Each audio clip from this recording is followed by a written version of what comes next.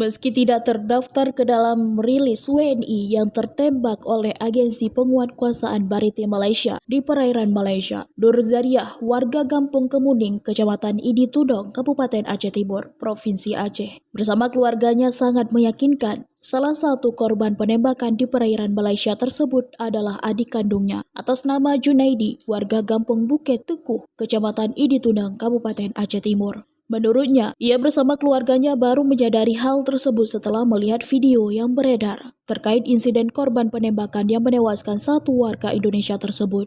Ada kabar dari Junaidi tanggal 22, sampai sekarang nggak ada kabar lagi. Yang satu ada baju, yang kedua baju ket, yang ketiga adik saya yang tidur kayak gini.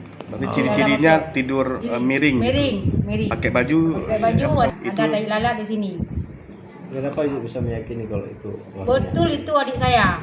Sudah dicek lagi Ya, di videonya. betul adik saya itu. Harapan kami kan Bapak semua yang tolong dicari tahu di mana sekarang dia berada, tolong dicari tahu supaya bisa keluarga bisa menghubungi dia. Apakah di rumah sakit, apakah di mana dia sekarang berada. Itu yang mohon keluarga.